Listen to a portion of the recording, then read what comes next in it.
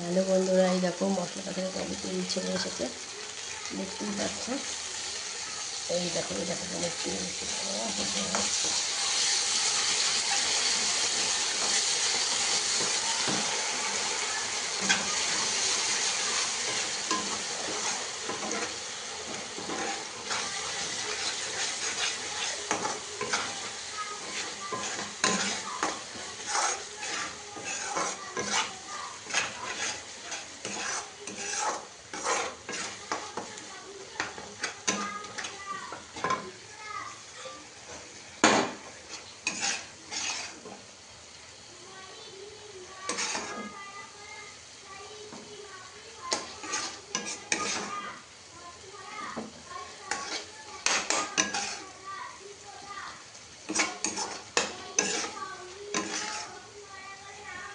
এই বন্ধুরা, মশলা একটু তুলে রেখে দিলে এতটা মশলা লাগবে না।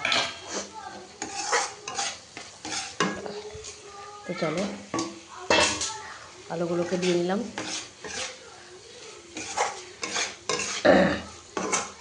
ঘড়িতে বাজে এখন 2:56।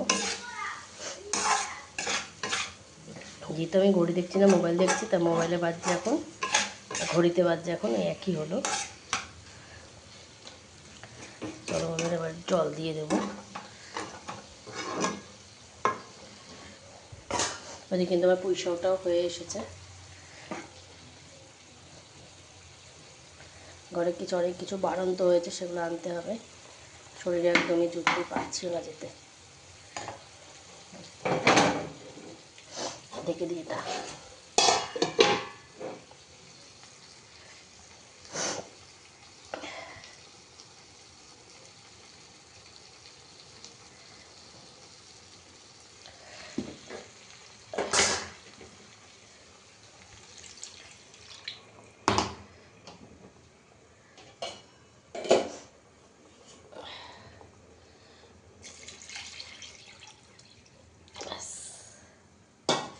এইটুকু জলই যথেষ্ট।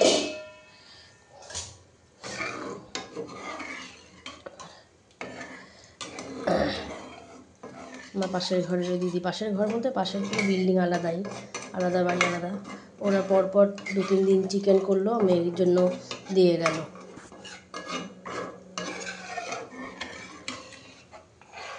4 পিস করে চিকেন দিয়ে 2 পিস আলু দিয়ে ঝোল দিয়ে গেল। তো বাচ্চাটাকে একটুখানি মাছ দিয়ে আসবে।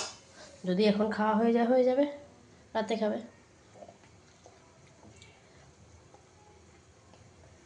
তো চলো বন্ধুরা, ঢেকে দিই এটা একটুখানি। এবার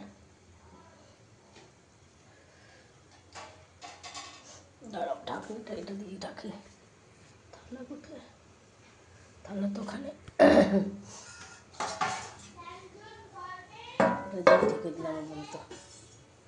তো চলো এটা দিয়ে ঢেকে দিই, জল ফুটুক একটু। ঝোলটা কেমন হচ্ছে কালার দেখতে পাচ্ছ?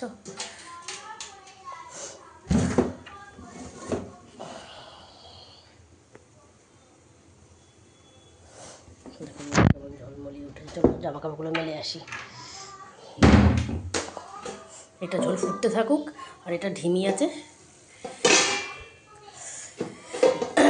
ওগুলো সেদ্ধ হতে থাকে। এখনো যা জল আছে, আলু টালুগুলো কুমড়ো ভালো করে সেদ্ধ হয়ে যাবে। শাক শুকিয়ে গেছে, শাক আর নেই। আছে হচ্ছে কি শাকের ডাঁটা, চিংড়ি, কুমড়ো, আলু। যাই হোক, আমার একার হয়ে যাবে। চলো এটা আস্তে আস্তে করে হতে থাকুক, ততক্ষণ আমি জামা কাপড়গুলো সব মেলে আসি। এসে মাছ দিয়ে দেবো। মিক্সির বাটিটা ধুয়ে নিই।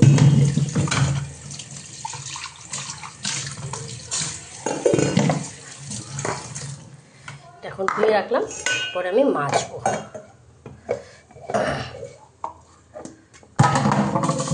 পড়িস না বাবা, পড়িস না, এখানে থাক, পড়িস না।